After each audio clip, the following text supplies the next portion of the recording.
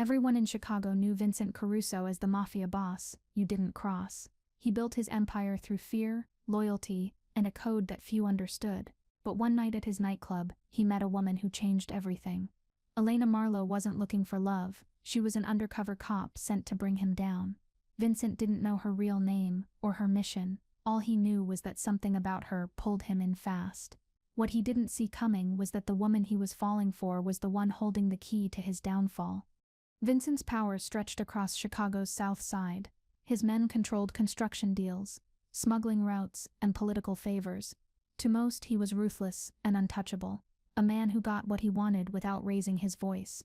But those who worked closely with him knew there was more beneath the surface. Vincent valued loyalty above money, and betrayal was the only sin he never forgave. Behind the empire was a man who didn't trust anyone outside his circle, yet he felt something shift the night Elena stepped into his club. Her confidence caught his eye, and curiosity replaced caution. Elena Marlowe had spent years working undercover, but this mission was different. She wasn't infiltrating a street gang or a drug ring.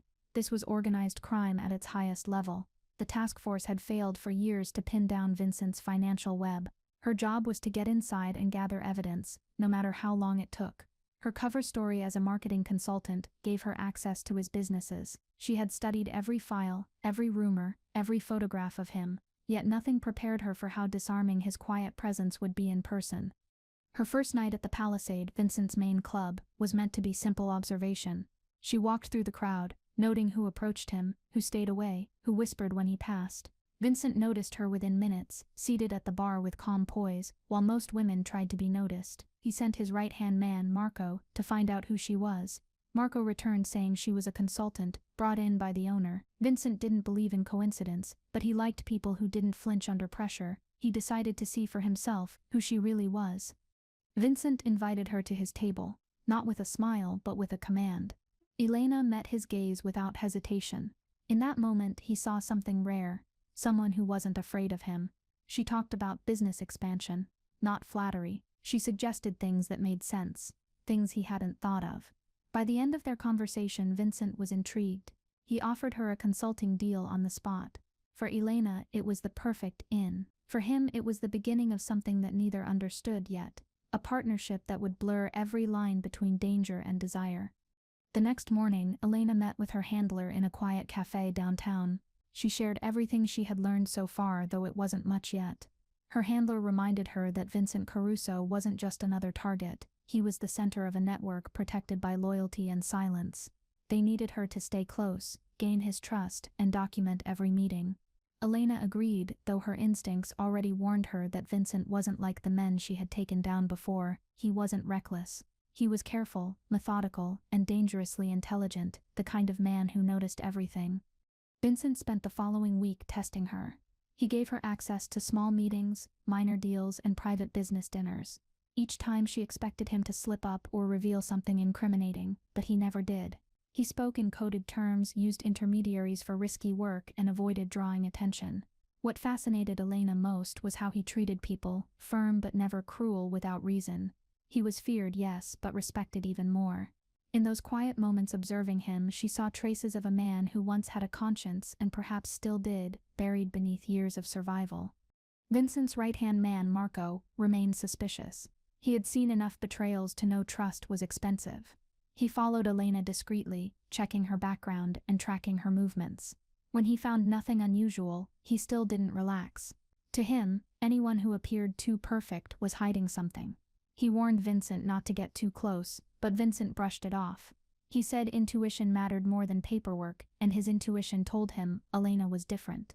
Marco didn't argue further, but he made a silent promise to protect his boss from whatever this woman was really there to do. Elena started learning more about Vincent's past. Rumors said his empire began after his brother's death. He had taken over a failing crew and built it into a dynasty through calculated precision. Unlike other bosses, Vincent didn't enjoy chaos or violence. He used both only when necessary.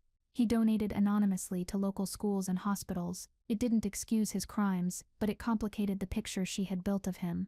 Late at night, writing her reports, Elena found herself omitting details, small ones at first, like the way he spoke about his men with genuine care. Her growing sympathy didn't go unnoticed.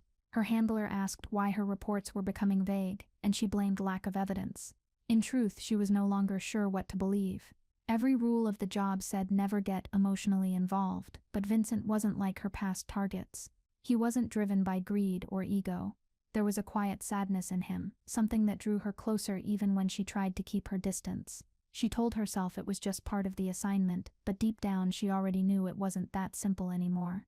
One night, Vincent invited Elena to a private charity event. She expected arrogance, but he surprised her by speaking about opportunity for underprivileged youth. He funded programs that had nothing to do with his businesses. Elena couldn't reconcile the man before her with the dossier that called him a monster. Watching him interact with old neighborhood residents, she realized his control over the city wasn't just through fear, it was through loyalty built over years. For the first time, she questioned whether her mission was about justice or about politics disguised as righteousness. That thought scared her. At the charity event, Elena noticed a rival gang leader watching Vincent closely. The tension in the room was silent but sharp. When Vincent excused himself, the rival followed. Elena's instincts kicked in. She pretended to take a phone call and slipped toward the hallway. She saw the man pull a weapon, and before she could think, she moved to distract him. The shot missed Vincent by inches before his guards tackled the shooter. Amid the chaos, Vincent saw Elena standing nearby, shaken but steady. He realized she had saved his life, and trust began to take root. After the attack, Vincent grew protective of Elena. He moved her into his circle more openly, giving her projects to oversee. He also assigned 2 men to watch her when she traveled between sites, claiming it was for safety. She knew it was also surveillance, but she didn't mind. Spending more time near him made her mission harder to separate from her emotions. Late at night, reviewing footage, she found herself studying his expressions instead of his words. She told herself she was analyzing behavior, but in truth, she was learning the rhythm of his world. Elena's handler grew impatient with her lack of solid evidence. The task force wanted results, not feelings. They demanded she plant hidden devices in Vincent's office and home. She argued that he would notice, but the order was firm. That night, she arrived early for a meeting, pretending to review business documents while slipping a small transmitter under his desk. Her pulse stayed steady as footsteps approached. Vincent entered, offering her coffee before sitting across from her. He spoke casually about upcoming expansion plans, unaware that the woman across from him had just betrayed his trust completely. In the weeks that followed, Elena's conflict grew unbearable. She found herself hoping Vincent would never say anything incriminating, knowing it would seal his fate. Every time she sent recordings to her handler, guilt twisted in her chest. Vincent seemed to sense something different in her but never confronted it. Instead, he continued including her in decisions, asking for her opinion, trusting her completely. The irony wasn't lost on her. She had been sent to destroy him, yet he treated her with more respect than most men she had ever worked beside in the force. One evening, Vincent invited her to his private office after closing hours. He poured 2 glasses of wine and told her about his brother, the one who died protecting him when they were young. That loss shaped everything that came after. Elena listened quietly, feeling the wall between them crumble further. She knew she should leave, but she didn't move. Outside, the city lights glowed against the glass windows, reflecting 2 people caught between duty and something far more dangerous. Neither of them knew it yet, but every choice from that night would change their lives forever. Vincent began involving Elena in higher-level operations, showing her how he balanced business with survival. She attended private dinners where deals were made with a few careful words and long silences. She saw how his presence controlled a room without needing threats. The other bosses respected him, even feared him. Yet beneath his composure, Elena noticed moments of fatigue that hinted at something human. For the first time, she saw not a criminal but a man trying to keep a fractured world together, even if it meant living in the shadows of his own creation. Her handler continued pushing for results. They wanted names, ledgers, and locations. Elena tried explaining that Vincent rarely left physical evidence, but they didn't care. The bureau needed headlines, not patience. When they ordered her to place an audio transmitter in his car, she hesitated. She'd seen what happened to people who betrayed Vincent. They didn't disappear immediately, they lived long enough to regret it. Still, she followed orders, hiding the device under the back seat. That night, guilt followed her home, louder than the rain against her apartment window. The next morning, Vincent drove to a secluded warehouse to meet his lieutenants. Elena waited anxiously for the feed to come through, but it stayed silent.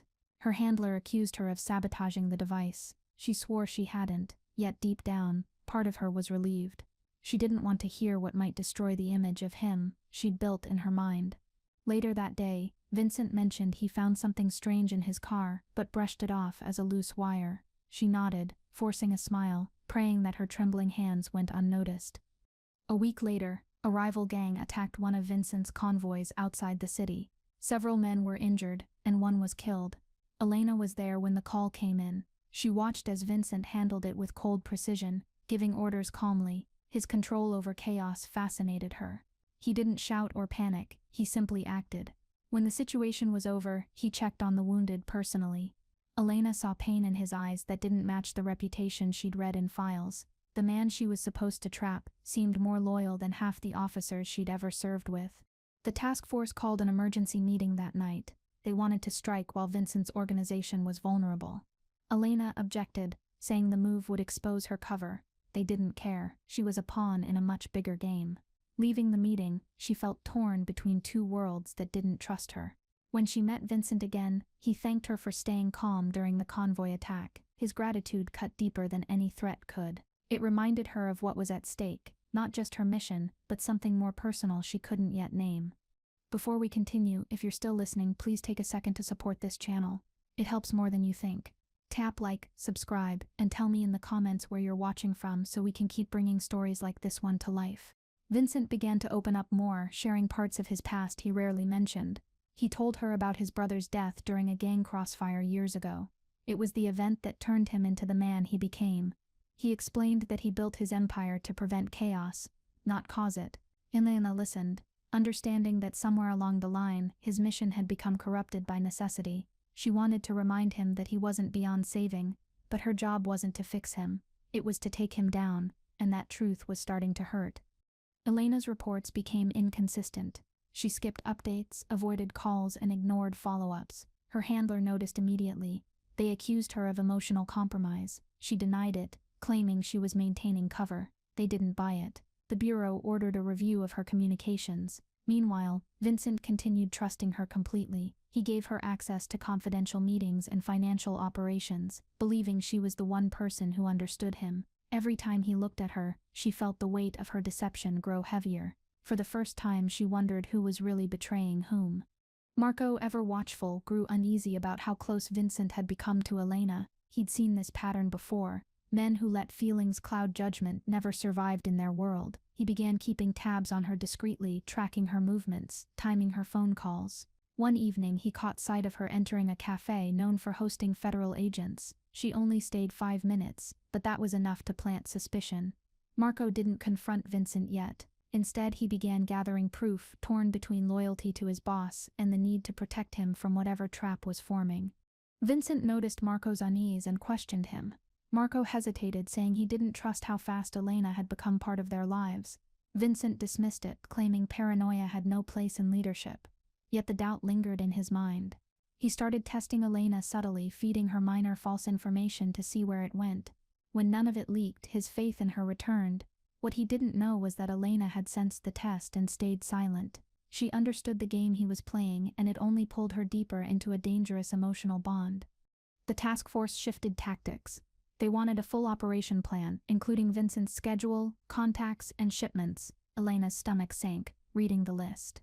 Giving that information would put lives at risk, including his. She hesitated, but eventually sent a partial report, omitting key details. Her handler called it insubordination, threatening to pull her out. She begged for more time, promising results.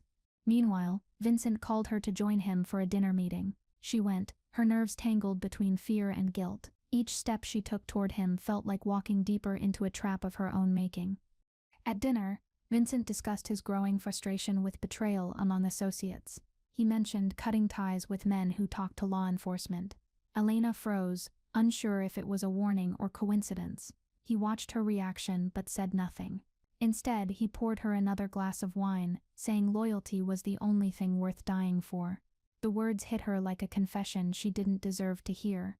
Later, in the car ride home, she stared out the window, realizing that loyalty meant something very different to both of them, and both definitions were about to collide.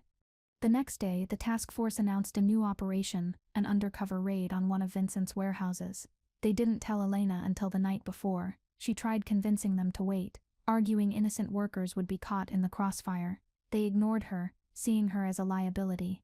When she showed up at the scene pretending to be unaware, her heart sank as she watched agents storm the building. She stood frozen, pretending to be surprised when gunfire erupted. Later, Vincent's men blamed a rival gang for the raid, never suspecting it was orchestrated by the woman beside him. Marco, however, wasn't convinced.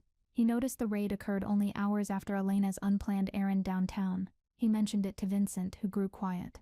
The connection was too close to ignore. That night, he sat alone in his office, reviewing recent events. Something didn't add up. Still, part of him refused to believe she was capable of deceit. When Elena arrived for a meeting, he looked at her differently, less as an ally, more as a mystery he couldn't solve. She felt the shift but said nothing, pretending she didn't feel the walls of his trust beginning to close. The fallout from the raid spread quickly. Vincent's supply chain fractured, his men restless, his alliances shaken. Rumors of betrayal circulated in every corner of his operation. Elena's heart raced each time she entered the club, knowing suspicion was growing. Marco's gaze followed her everywhere, sharp and unyielding. Vincent grew quieter, spending more time behind closed doors. One evening, she overheard his lieutenants arguing about a traitor in their midst. Her hands trembled as she passed them in the hallway, aware that if her name ever came up, there would be no second chances to explain. Elena considered leaving the mission entirely. She drafted a resignation letter for her handler, but never sent it. She couldn't walk away yet. Not while everything was so fragile. Meanwhile, Vincent decided to tighten his circle, cutting ties with several longtime associates. It was his way of flushing out whoever had betrayed him. The sudden changes made Elena's job even riskier. She no longer had safe channels to report through. Every move she made had to be disguised as business. And every night she went to sleep, wondering if the next day would be her last in his world. The tension between rival families escalated fast. Vincent received threats, and several businesses linked to him were attacked. Elena watched as he prepared for war. There was a precision to his method, a calm calculation that made her forget he was a criminal. He talked about minimizing civilian casualties, about protecting families caught in the crossfire. His version of morality confused her, but she couldn't deny its presence. When the night came for the retaliation, she stood by him, playing her part. Inside, she prayed it wouldn't end in blood that she couldn't wash off her conscience.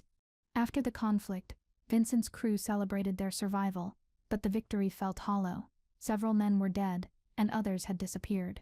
Elena walked through the warehouse afterward, counting the cost in silence. Vincent joined her, hands in his pockets, looking tired. He said nothing, just stood beside her watching the city lights reflect off the water. That shared silence felt heavier than any conversation. She realized that, for all his control, Vincent was just a man trying to hold his world together, and she was the storm waiting to tear it apart from within.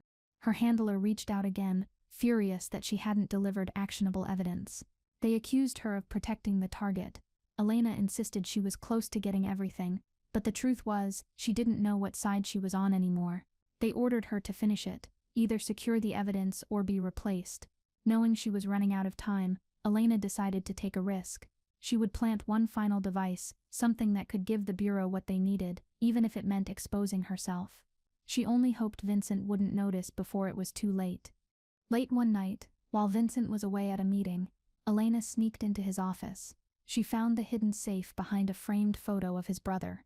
Using a small recorder, she captured files from the desk and notes from his ledger. Her hands shook as she worked, torn between fear and shame. Then headlights flashed outside the window. She froze. Vincent's car had returned earlier than expected. She barely had time to hide the recorder before the door opened. He stepped inside, surprised to see her there. She smiled weakly, pretending to wait for him, heart pounding quietly. Vincent asked what she was doing, and she claimed she was checking on paperwork he'd left out. He accepted the excuse but noticed the tension in her movements. He said nothing more, only watched her for a long moment before nodding. That night, Elena barely slept. She had the evidence the Bureau wanted, but it came at a cost she wasn't ready to face.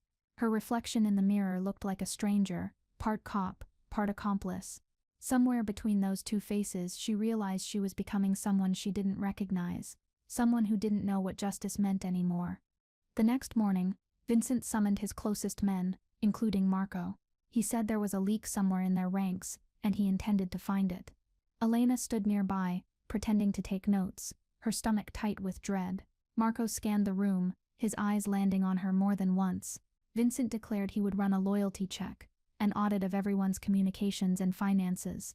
Elena's pulse quickened. If he found anything suspicious, her mission would end violently. That night she deleted everything she could, praying that the shadows she'd built her cover on didn't start to crumble. Marco cornered her in the hallway later, his tone calm but cold.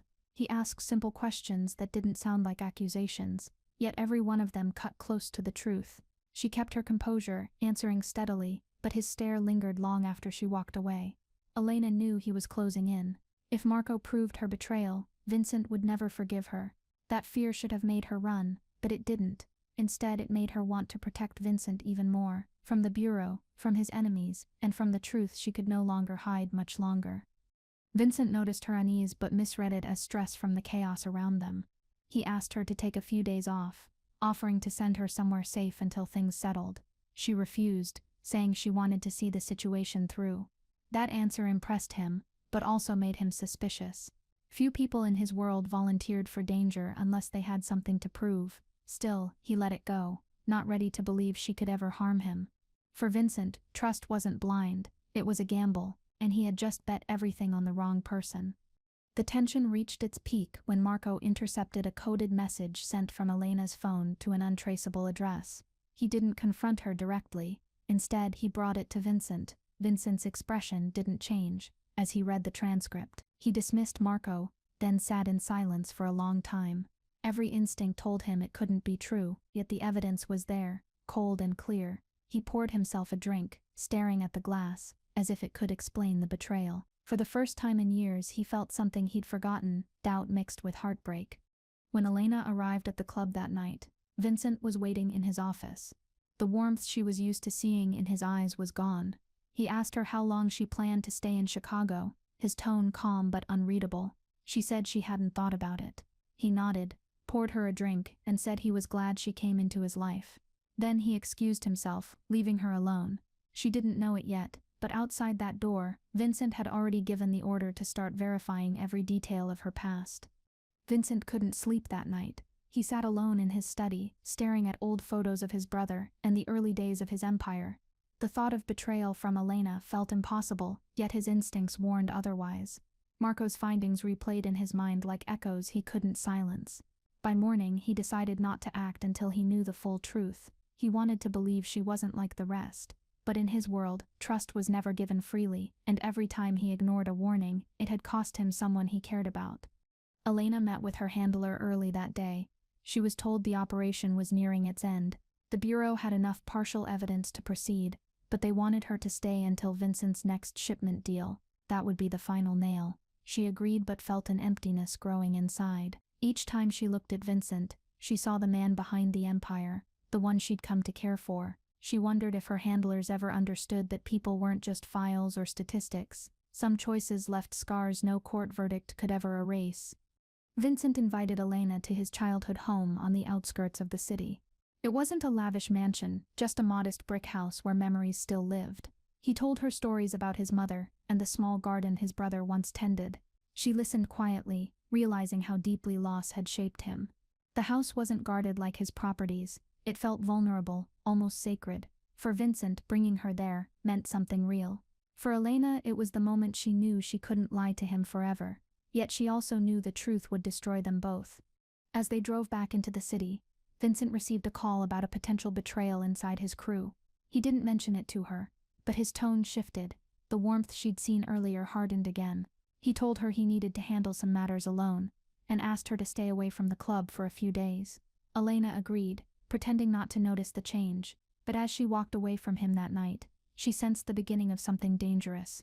The balance between them had cracked, and neither of them could undo what was coming. Marco gathered more evidence in silence. He tracked the digital trail of Elena's messages to an encrypted government server.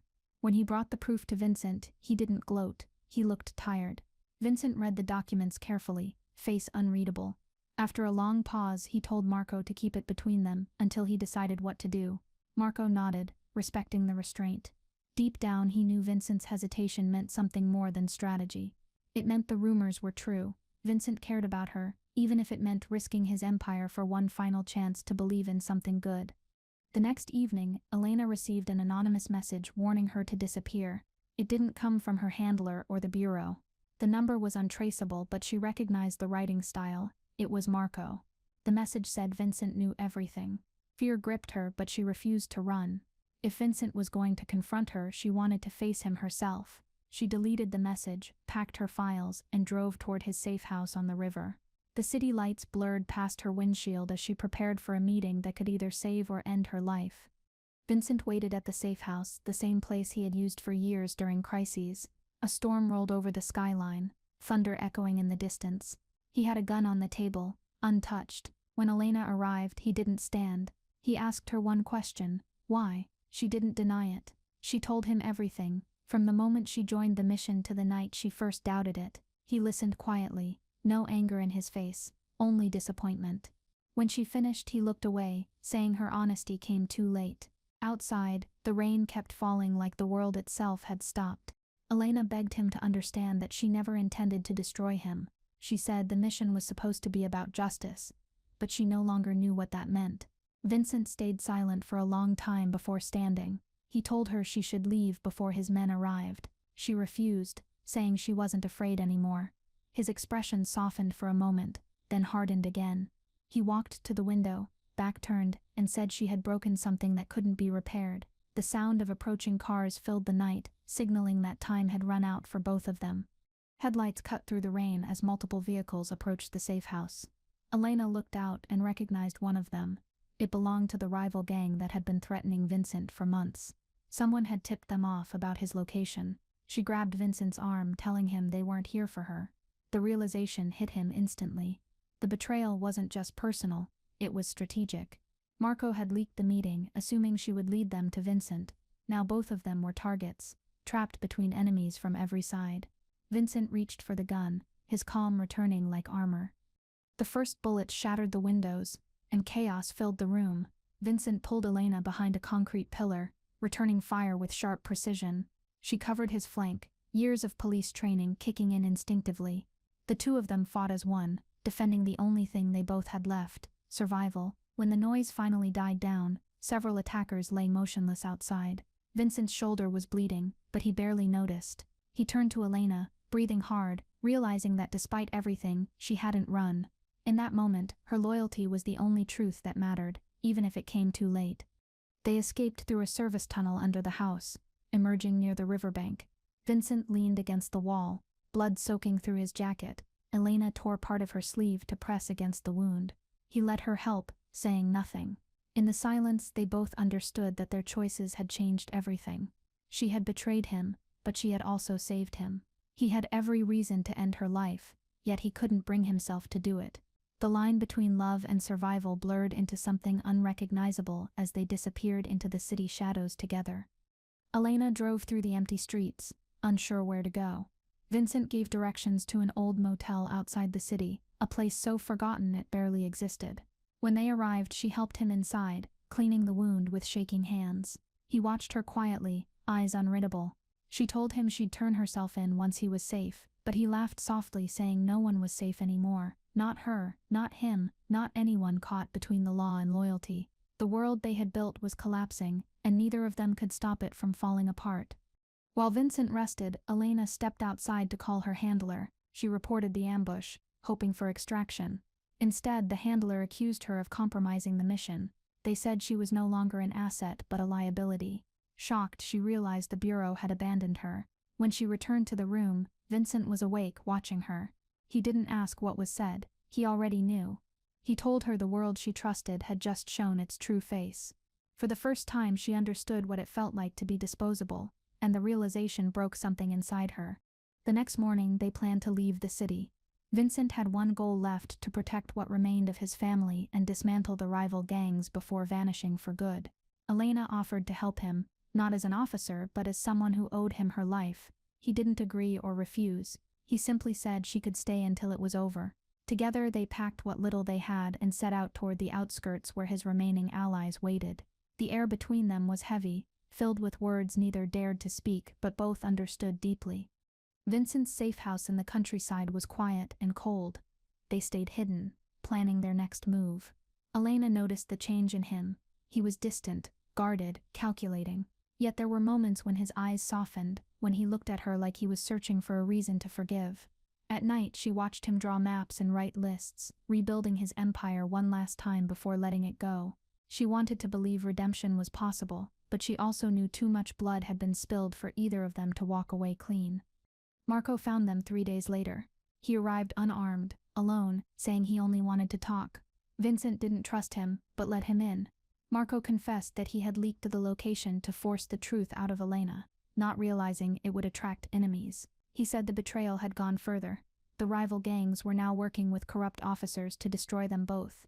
Vincent listened without reaction. When Marco finished, Vincent dismissed him with a nod. Outside, Elena saw Marco's car drive away into the fog, knowing that apology would likely be his last act of loyalty. Vincent spent the following day preparing for a final confrontation. He gathered evidence of the rival gang's connections with law enforcement, intending to leak it anonymously. Elena watched as he typed the encrypted files, realizing he was building the case she was supposed to deliver. But he didn't do it for revenge. He said the city deserved better than what men like him had built. For the first time she saw a glimpse of who he might have been before the violence took everything away.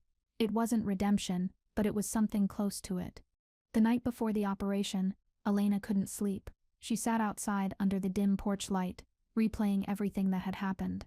Vincent joined her, still bandaged but stronger. He said he didn't regret meeting her, even if it had ruined them both. She told him that loving him wasn't part of the mission, but it had become the only part that ever felt real. They didn't touch, didn't promise anything. They just sat there until the sun began to rise, knowing that morning would bring choices neither could take back. At dawn, Vincent executed his plan.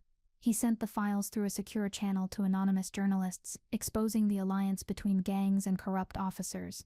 The story spread fast, sending shockwaves through the city. While chaos erupted downtown, Vincent and Elena prepared to disappear. They packed their bags and drove toward the border. For the first time in years, Vincent didn't feel in control. The empire he built was falling apart behind him, and strangely that brought relief. Elena glanced at him, realizing he looked lighter, like a man who had finally stopped running from his ghosts. They reached an old airstrip used for smuggling years ago. Vincent's pilot waited with a small plane fueled and ready, but as they approached, several black SUVs appeared from the far end of the runway. Federal agents spilled out, weapons raised. Elena's heart sank as she realized the Bureau had tracked her call. She begged Vincent to surrender, but he refused. He said surrender was for men with something left to lose. She stepped between him and the agents, trying to negotiate, but the standoff was tense, every gun aimed, every decision seconds away from disaster. The agents shouted commands, demanding Vincent drop his weapon. He didn't raise it, just stared at Elena. In that silent stare, everything they'd shared passed between them. Trust, betrayal, love, and regret. She whispered for him to run. He shook his head slowly. Without warning, Marco's car came speeding down the runway, drawing the agent's attention. Gunfire erupted. Marco crashed into one of the SUVs, creating chaos. Vincent grabbed Elena's hand and pulled her toward the plane.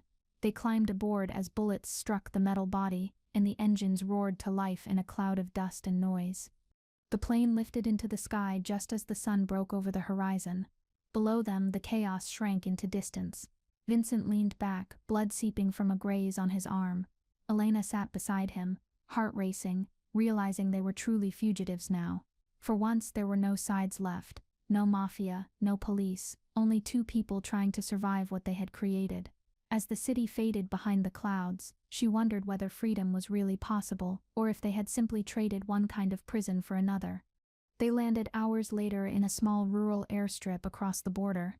The pilot left without a word, leaving them alone with nothing but cash and false passports. Vincent said they'd rest for a while, then decide what came next. Elena didn't ask questions. She could see he was exhausted, not from running, but from everything they'd lost. They found a small farmhouse to stay in, pretending for a few days that they were ordinary people, but the peace didn't last long. News broadcasts started mentioning their names again, and both of them knew the world hadn't forgotten. Elena's guilt grew heavier with each passing day. She wanted to believe they could build a quiet life somewhere far away, but deep down she knew running wouldn't fix anything. Vincent noticed her silence and told her she didn't have to stay. He said she'd done enough by saving his life. She shook her head, saying she wasn't doing it out of guilt. Still, she couldn't deny that part of her longed for peace, for both of them. But peace came with a price, and neither of them had ever been good at paying it without blood. One night, Vincent disappeared without a word. Elena woke up to find his belongings gone and a note on the table. It said she deserved a life beyond the shadows he lived in. He left her a key to a storage locker containing evidence that could clear her name completely. Tears blurred the words as she realized he had sacrificed his freedom for hers. Outside, the wind carried the faint sound of passing trains, and somewhere beyond the horizon, Vincent Caruso vanished into the world he had once ruled, leaving behind the woman who had changed it forever. Elena returned to the city weeks later, under a new identity. The bureau cleared her charges after reviewing the files Vincent had left behind. The evidence not only confirmed corruption within law enforcement, but also exposed several federal officers tied to organized crime. She was reinstated quietly, though not to her old position. No one spoke about what had happened. Officially, Vincent Caruso was presumed dead. Unofficially, whispers said he had vanished overseas. Elena told herself she believed it, but deep down she knew Vincent was too calculated to die without leaving his mark on the world. The months that followed were quiet but heavy. Elena spent most of her days in an administrative role far from fieldwork. She had her freedom, but it didn't feel like victory. Sometimes she caught her reflection and barely recognized herself. The woman who once believed in black and white justice was gone. Every time she passed a newspaper stand or heard about another arrest, she wondered if Vincent's empire had truly fallen, or if parts of it still lived on through men she would never see. The thought brought both comfort and sorrow she couldn't explain. One afternoon, she received a package with no return address.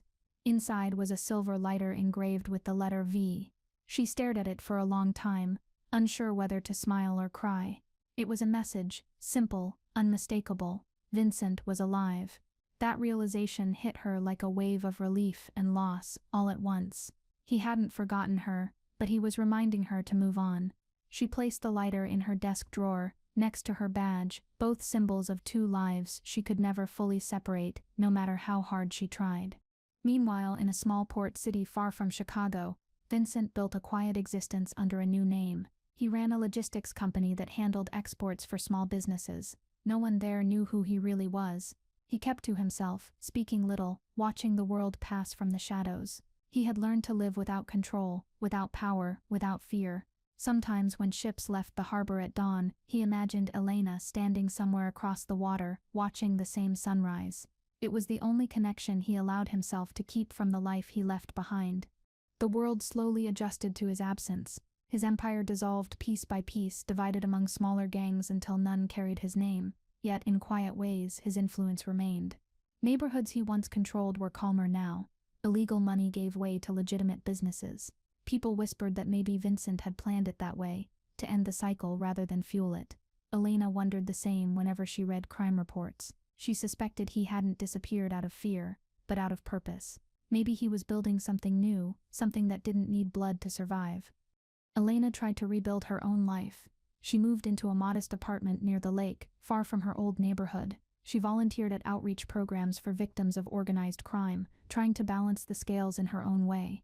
At night, she'd sit by the window, watching the streetlights shimmer on the water, wondering if Vincent was doing the same somewhere else.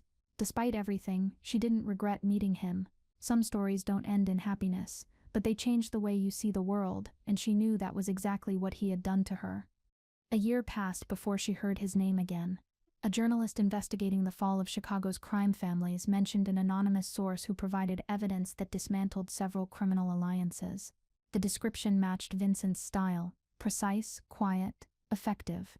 Elena felt a strange pride mixed with unease. He hadn't vanished to hide. He had turned his network into a weapon for good. That realization brought her a sense of closure she hadn't expected. The man the world called a monster had become the silent architect of justice, and she was one of the few who knew the truth. One night, while reviewing case files at home, Elena heard a knock at her door. When she opened it, no one was there. Only a sealed envelope on the floor. Inside was a photograph of a harbor at sunset, and a note written in Vincent's handwriting. "Some debts can't be repaid, only remembered." She traced the letters slowly, her heart heavy but calm. He was still out there, watching from a distance, not as a ghost, but as a reminder of everything they had survived together. She placed the photo beside the lighter and smiled faintly in the quiet room. Vincent watched news of the city's latest reforms from a small television in his office. The world had changed since he left. Politicians he once controlled were either imprisoned or replaced. The chaos that had defined his rule was fading, replaced by something steadier. He felt both pride and sadness watching it unfold. His empire had ended, but its destruction gave others a chance to live without fear. For the first time he saw peace not as weakness but as victory. Still, a part of him missed the storm, the noise, the purpose, the woman who made it all mean something. Marco's fate remained a mystery. Some said he was killed in a gang dispute. Others claimed he fled the country. Vincent never searched for him. He had learned to let ghosts stay buried. Yet sometimes when he walked along the pier, he thought about how loyalty had cost them everything. In his line of work, betrayal was expected. But love, that was what ruined men like him. He didn't blame Elena for what happened. She had only done what duty demanded. The truth was, she was the only person who had ever forced him to question who he truly was. Elena returned to the Palisade one evening.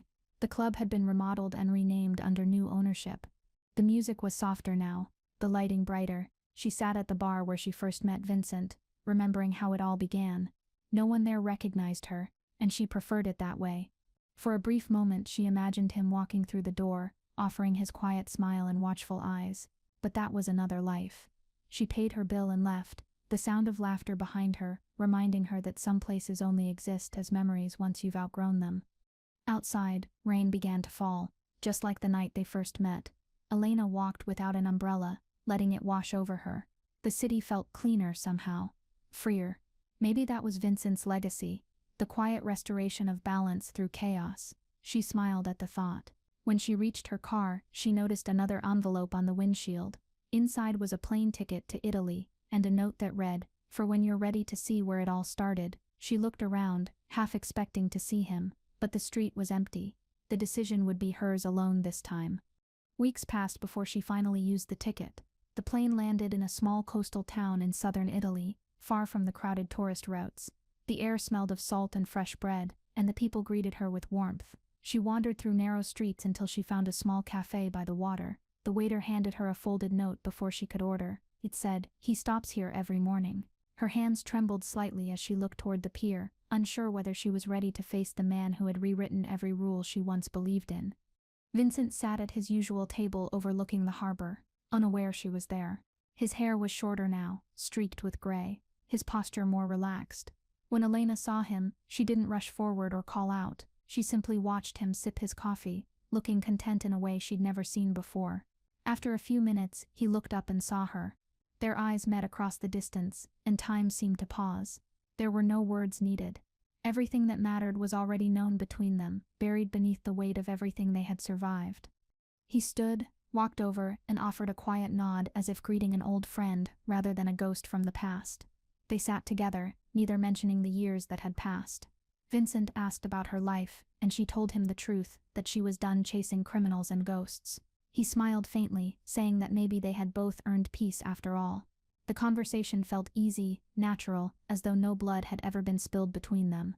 When they parted, he didn't promise to see her again, but he left her a look that said it wasn't truly goodbye. Elena stayed in the town for several days after that. She found herself visiting the same cafe each morning, hoping to see him again. Sometimes she caught glimpses of him at a distance, talking with locals or helping load cargo onto boats. He never approached her, and she never chased him. It was an unspoken understanding. They existed in the same world now, but on parallel paths. That quiet coexistence felt like closure. She finally realized that love didn't always need to end in forever. Sometimes it just needed to end without regret. When she returned to the States, Elena felt lighter. Her work had changed from enforcement to education, teaching recruits about ethical gray zones and undercover operations. She used her experience as an example of how morality isn't fixed, that sometimes good people make impossible choices. Her students admired her calm strength, unaware of the story behind it. Late at night when she walked home past the lake, she'd think of Vincent and wonder if he ever missed the sound of the city as much as she did. Those thoughts came softly now, without guilt or longing. Vincent's business in Italy grew quietly, helping small merchants and protecting trade from exploitation. People respected him but didn't fear him. He had learned the value of influence without violence. Still, there were days he felt the pull of his old world, the urge to reclaim control. When that happened, he'd remind himself of Elena's face, her conviction, the life she fought to build. That memory anchored him more than any law ever could. It reminded him that power meant nothing if it couldn't be used to create something worth protecting.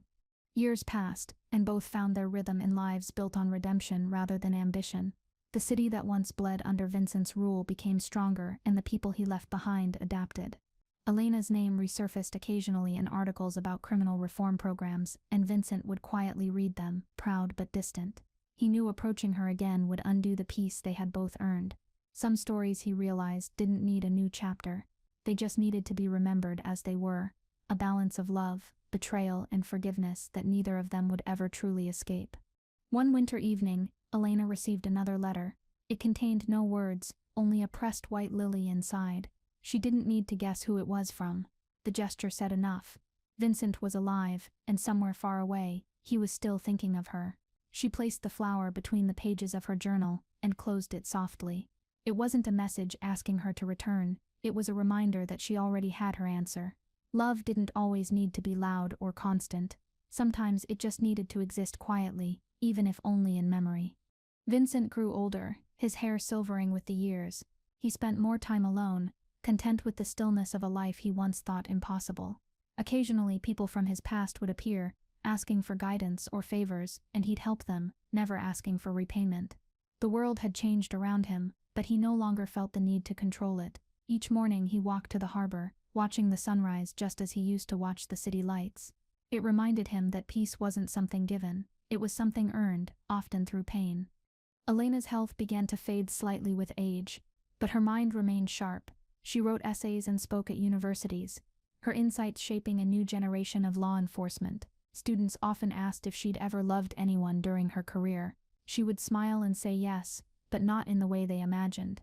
It was a love that taught her the price of compassion and the strength of restraint.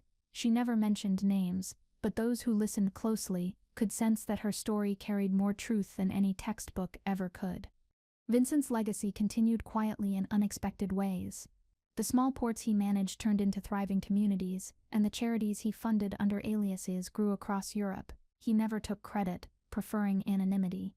The world saw only a successful businessman, but those who looked closely sensed a deeper story behind his eyes. Sometimes at sunset, he would pause, look toward the horizon, and whisper a single name. It was never regretful. It was gratitude for the woman who had once been his downfall, and in some quiet way his salvation. Years later, fate brought them to the same city once more. A global summit on crime prevention invited Elena as a guest speaker. Vincent attended as an anonymous donor to one of the sponsoring foundations. They didn't plan to meet, but destiny has a quiet way of crossing paths.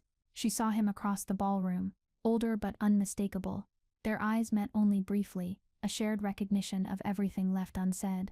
Then, as applause filled the room, he slipped away unnoticed, leaving her with the peace that comes from knowing some stories never truly end.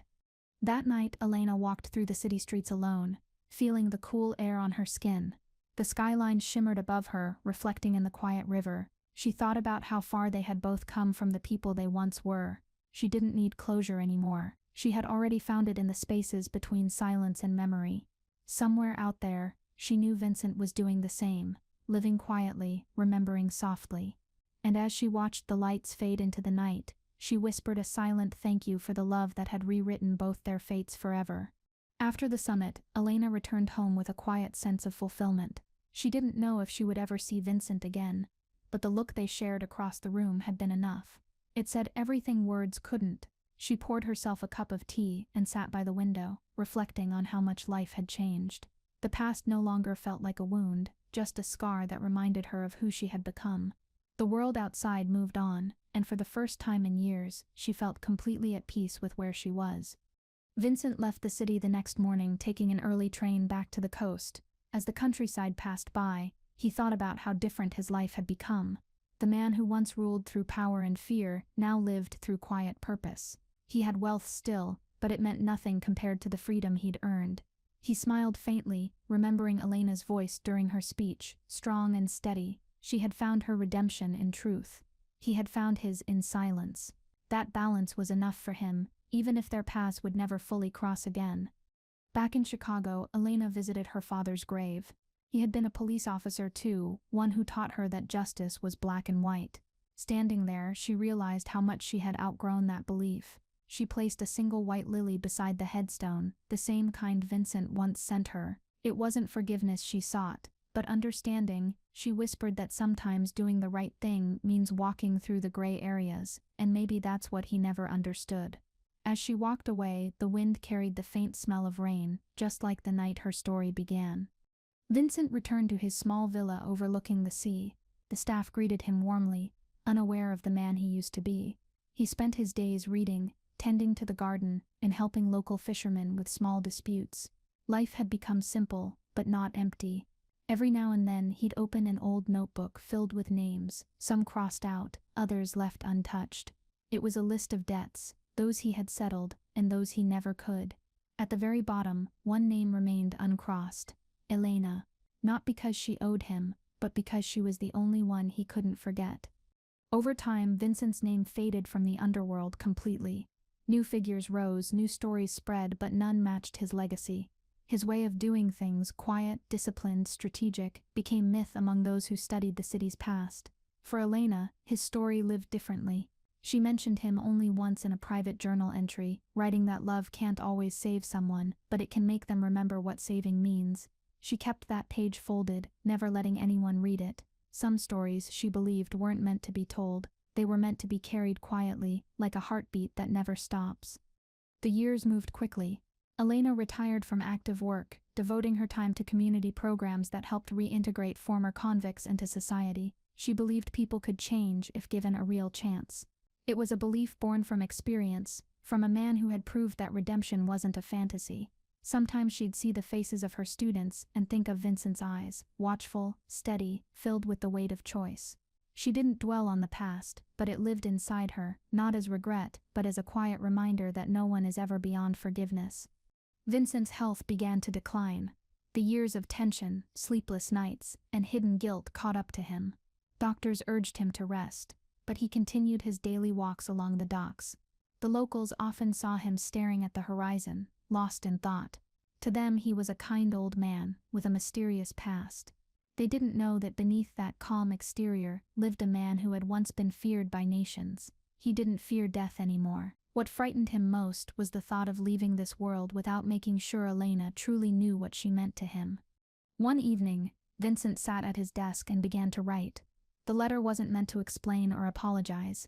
It was to thank her. He thanked her for showing him that compassion wasn't weakness, that trust, even when broken, could still change a man. He wrote about how her presence had forced him to see himself clearly for the first time in decades.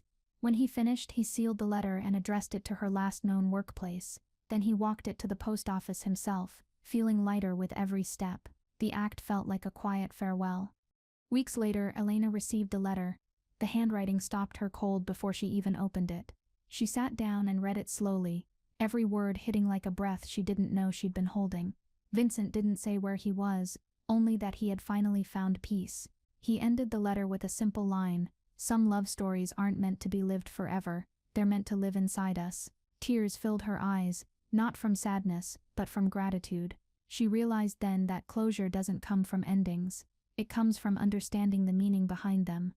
Elena kept the letter beside the lighter and photograph on her desk. Together they told the story of a life that had crossed every line between duty and emotion. Whenever she looked at them, she felt grounded, reminded of who she became because of him. Her students often spoke about heroes and villains as if the world was divided into two sides. She never corrected them. Some lessons weren't meant to be taught, they had to be lived, and she had lived hers with every consequence and reward that came from loving the man she was sent to destroy. As Vincent's days grew shorter, he spent more time reflecting than sleeping. He no longer saw his empire in dreams, only faces, the people he lost, the men he buried, the woman who changed everything.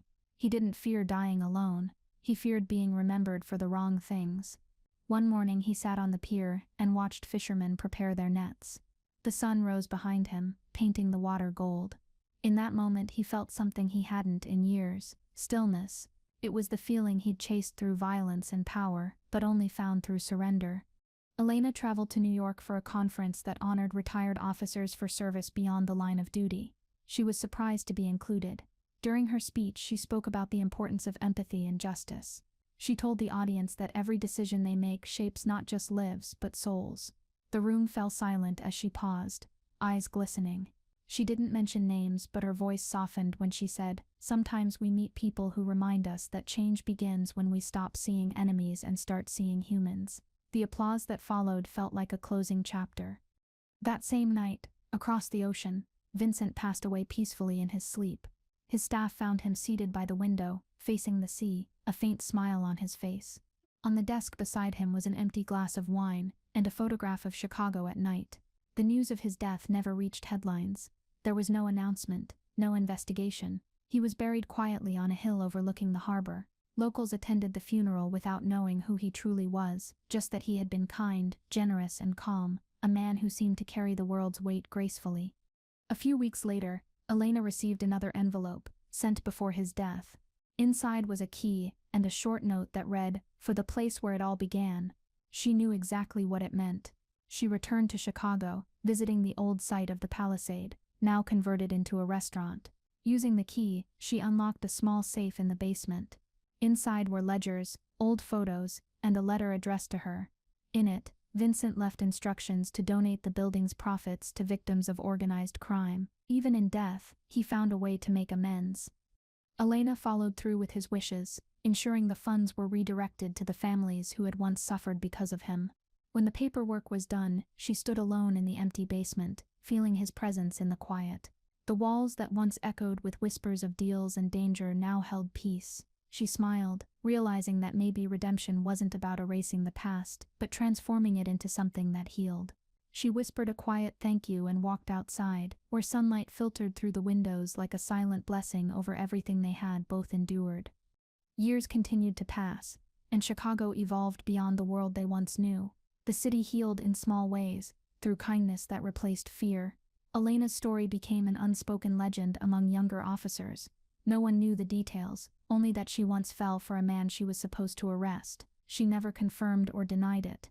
Some secrets were better left as stories whispered in hallways. When people asked what changed her perspective, she would simply say, "Understanding does," and that was enough for those willing to listen between the lines. Vincent's name was erased from criminal records by design. The Bureau quietly buried his files under unrelated cases, ensuring his story would never resurface in courtrooms or newspapers. But the legacy of his final actions lived through results, the dismantling of corruption networks he once helped build. Elena often thought that maybe this was his greatest act of rebellion, disappearing into goodness instead of destruction. It was the perfect ending for a man who once thrived in chaos. His silence became his confession, and his disappearance his ultimate redemption.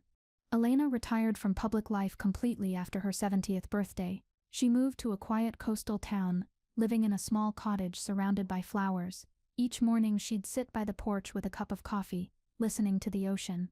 It reminded her of Vincent's harbor in Italy. She sometimes wondered if he had chosen that place for its peace, or for the view that mirrored her own. Either way, she liked to believe they were connected through the same rhythm of waves and wind, even after time had pulled them into separate worlds. On her final birthday, she received one last letter postmarked from Italy. It was unsigned, but she recognized the handwriting immediately. It said, "If this reaches you, it means I'm gone. But know this, you were my truest choice, even when everything else was a lie." She held the letter to her chest, tears falling freely. She whispered that she had known all along.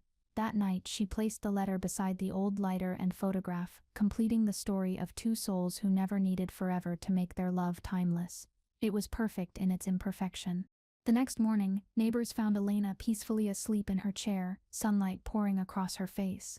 There was no struggle, no pain, just a calm smile. On the table beside her lay the three relics of her life: the lighter, the letter, and the photograph. The town mourned her quietly, not knowing the magnitude of the story hidden within those objects. She was buried near the ocean, her grave marked with a simple inscription she had written herself: "Forgive and live." It was her final message to the world, and it carried more truth than any courtroom ever could. Years later, historians studying Chicago's past came across fragments of anonymous donations and unsolved reforms that changed the city decades ago. They pieced together stories of a mysterious benefactor and a former officer who worked in silence to restore justice. No one ever confirmed their identities, but locals still spoke of them as legends, a man of power and a woman of conscience who met on opposite sides of the law and somehow found their humanity together. Their story became a quiet part of the city's identity, whispered like folklore passed between generations. In Italy, Vincent's villa still stood overlooking the harbor. The new owners turned it into a small inn, preserving his study exactly as he left it. Guests often said the room felt peaceful, as though someone still watched over it. On the desk remained a single framed photograph of Chicago's skyline. No one knew why it was there or who it belonged to.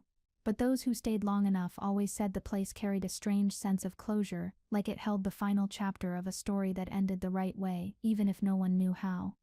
At night, the innkeeper would sometimes find candles burning in the study, though no one had entered. He'd blow them out quietly, smiling at the idea that maybe the spirit of the house wasn't gone at all. People who visited often spoke about feeling calm there, as if some invisible presence reminded them that redemption was possible, no matter how broken a person once was. The harbor lights reflected on the water outside, shimmering like faint echoes of a life that had mattered deeply, even if history had chosen to forget the names behind it. Back in Chicago, the restaurant that once housed the Palisade became a place known for its welcoming atmosphere and quiet sense of warmth. Couples often proposed there, families gathered, and locals said it brought good fortune. Few knew its dark origins. Elena's charitable trust ensured it remained a safe haven for years to come. Each anniversary of her passing, flowers appeared at the entrance, always lilies, always white. No one ever claimed them, but everyone understood their meaning. It was proof that love, even when hidden, could still leave traces across time and distance. And so their story lived on. Not in headlines or history books, but in the hearts of those who believed that love could change even the hardest souls. Vincent and Elena never needed monuments or legacies. Their impact existed in the silence they left behind, in the peace that followed where violence once thrived. Somewhere in the way the city lights flickered at night and the sea met the morning sky, their memory lingered quietly. It was the kind of ending both of them had earned, one without fame, without noise, but full of meaning that never faded. Years rolled forward, and the city continued to grow. The younger generation no longer remembered the name Vincent Caruso or the shadow he once cast. What remained was the legacy of small kindness that rippled outward, safe neighborhoods, fair businesses, and families who lived without fear. Elena's name lived quietly in the background of community foundations and scholarships. To most, they were just names on paper, but for those who dug deeper, they found something extraordinary, a pattern of redemption built from unlikely places, proof that even the darkest stories could lead to light when guided by conscience. In a classroom at a local academy, a young cadet studied an old case file that referenced Operation Greyline, the undercover mission that changed how law enforcement handled infiltration. He asked his instructor who the unnamed agent in the report was. The instructor smiled faintly and said, "She's the reason we now see people, not targets." The cadet didn't know it, but that single story would shape his entire career. The file was old, the names redacted, but the moral was timeless. Justice without empathy is empty. It was the lesson Elena once lived, and Vincent had unknowingly taught. Across the ocean, Vincent's villa remained a quiet refuge. Tourists came and went, leaving with stories about strange coincidences, candles relighting themselves, faint piano music at dawn, the sound of waves echoing like voices. The locals said the house carried love in its walls. They didn't know why, only that everyone who stayed there left feeling lighter. It became a place where troubled souls found peace, where forgiveness seemed easier to believe in. The innkeeper often said that some homes are built of stone, but others are built of memory, and this one had both. One evening, a storm swept through the coastal town, knocking out power across the harbor. The innkeeper walked through the villa to check for damage. In the study, he found a single candle burning on its own, its flame steady despite the wind. On the desk lay a photo of a man and woman standing near a city skyline. He didn't recognize them but felt compelled to whisper, "Rest easy." The next morning, the power returned and the candle was gone. Only a faint scent of lilies remained, drifting through the open window toward the endless sea. In Chicago, the charitable trust, named after Elena, quietly expanded. The foundation provided homes for displaced families and scholarships for children affected by organized crime. On the wall of its headquarters hung a painting of the old Palisade Club, restored from an old photograph. Visitors often asked who had donated it, but no one knew. Some said it arrived anonymously with a note that simply read, "For what was broken, now made whole." People came to love the building for what it represented, a transformation of pain into purpose, a reminder that even scars can build something new. Every year on the anniversary of her death, volunteers placed flowers by her grave. No one organized it. It just happened. Different people from different parts of the city felt compelled to show up. Some were former criminals she had helped rehabilitate. Others were young officers inspired by her story. Among the lilies, one bouquet always stood out, white roses tied with a single black ribbon. No one ever saw who left them. But every year, without fail, they appeared, even decades after she was gone, like a promise kept long after words were no longer needed. A writer researching forgotten figures in Chicago history came across fragmented records of Elena and Vincent. The story fascinated him. He spent months piecing it together from archives, witness accounts, and anonymous letters. When he published it, the book didn't focus on crime or corruption. It focused on love, sacrifice, and moral conflict. The public response was overwhelming. Readers connected deeply with the idea that redemption could come from unexpected places. The book became a quiet bestseller, inspiring countless others to believe that transformation was possible, even in a world built on mistakes and second chances. Vincent's photograph appeared in the book's final pages, a rare image showing him at a harbor, smiling faintly beside Elena. It became iconic, representing a story where love and redemption intertwined beyond logic. Tourists began visiting Chicago to see the places connected to the legend. The Palisade restaurant, Elena's foundation, and her old apartment became symbols of hope. No one could confirm how much of the story was real, but that uncertainty made it even more powerful. Sometimes, truth hides best in fiction, and their love story lived longer because no one could fully prove it existed. The success of the book led to a film adaptation. The director refused to dramatize violence, choosing instead to focus on humanity. The final scene showed two people sitting across from each other in a quiet cafe, sharing coffee in silence. There were no confessions, no promises, just peace. Audiences around the world wept not for tragedy but for beauty, the beauty of two souls who found meaning in forgiveness. The film ended with a single line: "She was the light he never thought he deserved, and he was the lesson she never thought she needed." Years later, students of criminology studied their story as part of ethics courses. Professors used it to teach moral complexity, the balance between duty and empathy. Elena's methods changed training manuals. Her restraint became a model for undercover work. Vincent's transformation reshaped how crime prevention programs viewed rehabilitation. Their story became less about crime and more about humanity. In the quiet halls of academia, their names were spoken with reverence, not as lawbreaker and officer, but as two people who proved that understanding could rebuild what punishment never could. Their legacy outlived their titles forever.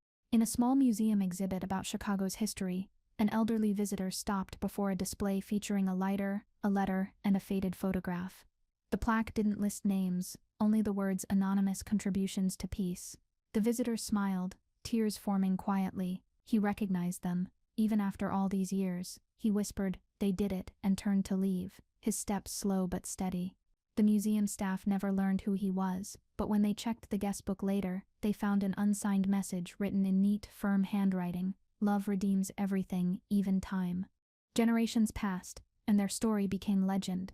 The details blurred, the facts softened, but the message remained unchanged. People told it in cafes, in police academies, and around dinner tables.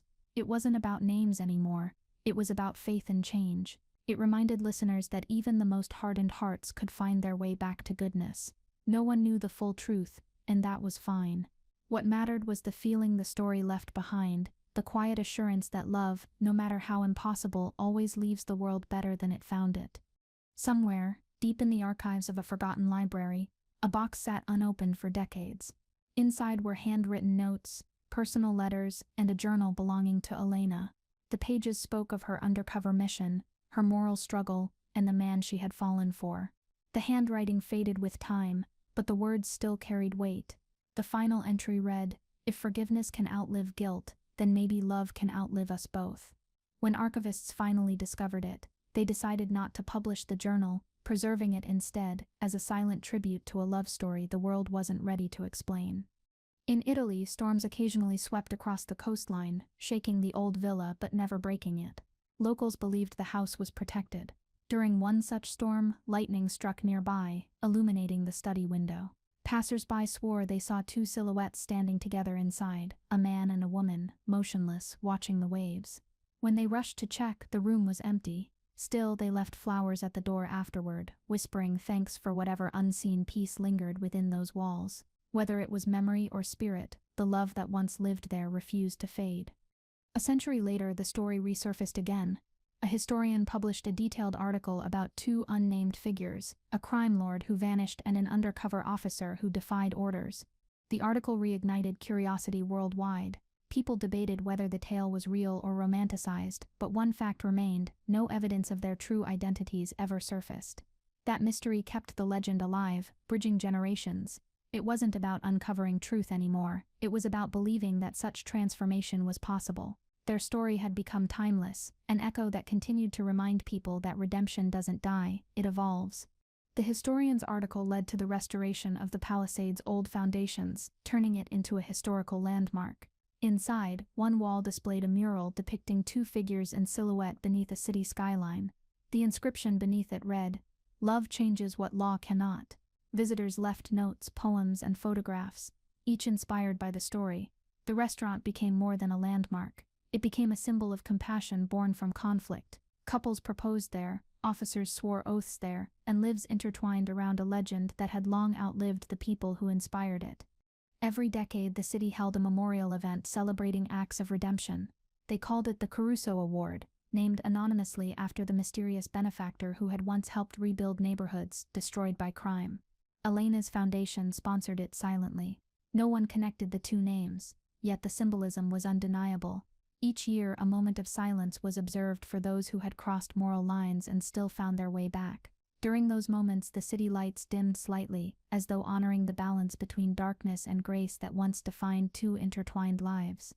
In time, the legend of the mafia boss and the undercover cop spread beyond Chicago, becoming a global story of redemption. Books, plays, and songs were written about them. Each adaptation changed details, but the essence remained, a tale of two souls who met on opposite sides of justice and found humanity in each other. For some, it was a warning about temptation. For others, it was proof that love could transcend duty. But for everyone who heard it, it became a reminder that forgiveness, even if imperfect, was always worth fighting for. In one future classroom, a young girl asked her teacher if stories like that could really happen. The teacher smiled and said, "They already have." She told her that every act of kindness in a broken place, every person who chooses compassion over revenge, keeps that story alive. The girl nodded, clutching her notebook like she understood. When she grew up, she became a writer herself, crafting stories about flawed heroes and quiet redemption. And though she never used their names, every word she wrote carried their essence, proof that legacies can outlive the people who create them. In the digital archives of the future, artificial historians analyzed the old files of Chicago's transformation. Algorithms tried to trace the origins of the city's mysterious reforms, but failed to find their source. All they could determine was that, somewhere between corruption and recovery, two unknown individuals changed everything. The system labeled the data anomaly, untraceable catalyst. Historians called it poetic justice. Though machines couldn't feel emotion, they preserved the record nonetheless, a love story encoded in history, invisible to logic, but eternal in meaning. Humanity, it seemed, had left its best lessons written between the lines. Far from data and history, the real legacy existed in quiet moments, in the kindness between strangers, in forgiveness offered without reason, in the courage to start over. These were the echoes of Vincent and Elena, rippling through time in ways no archive could capture. Theirs was not a story of perfection, but of perseverance. The idea that even flawed souls could leave behind beauty became a truth passed through generations, and in that they achieved immortality, not through power, not through fame, but through the simple act of choosing love over vengeance. Centuries later, both names were forgotten, but their essence lived on in the culture of the city that once feared them. A bronze plaque at the harbor bore only two words: for forgiveness. No one knew who had commissioned it. Tourists took photos beside it, unaware of its origin, but some lingered longer, sensing something meaningful beneath the simplicity. The plaque faced the sunrise, catching the light at dawn just right, illuminating the words like a blessing whispered through time. a promise that even the worst among us could still find redemption. One evening, as twilight settled over the water, an elderly couple walked past the harbor. They stopped before the plaque, reading the inscription quietly. The woman said it felt familiar somehow, as if she'd read those words in another life. Her husband smiled, taking her hand. Together they stood in silence, watching the reflection of the fading sun ripple on the waves. It didn't matter who the words belonged to or when they were written. What mattered was how they made them feel: grateful, hopeful, alive. Some stories, they realized, never really end. They just keep finding new listeners. Somewhere beyond the realm of time and memory, where souls rest in quiet peace. Vincent and Elena walked side by side again. There were no titles now, no sins, no duties, just two people who had finally earned their rest. They didn't speak. They didn't need to. The horizon stretched endlessly before them, glowing in gentle light. They paused, turning to look back one last time at the world they had changed without meaning to. Then they smiled, took each other's hand, and walked forward together into a place where forgiveness had no end. And so their story closed, not with tragedy or triumph, but with understanding. It was never about crime or justice. It was about the fragile bridge between them. The world moved on, but their choices continued to echo quietly through hearts and histories. Somewhere, a candle still burns in a coastal villa. Somewhere, a white lily blooms beside a forgotten grave. And somewhere, two souls who once lived in conflict now rest in peace, their love no longer forbidden but eternal. In the end, they didn't need to be remembered. They just needed to be forgiven.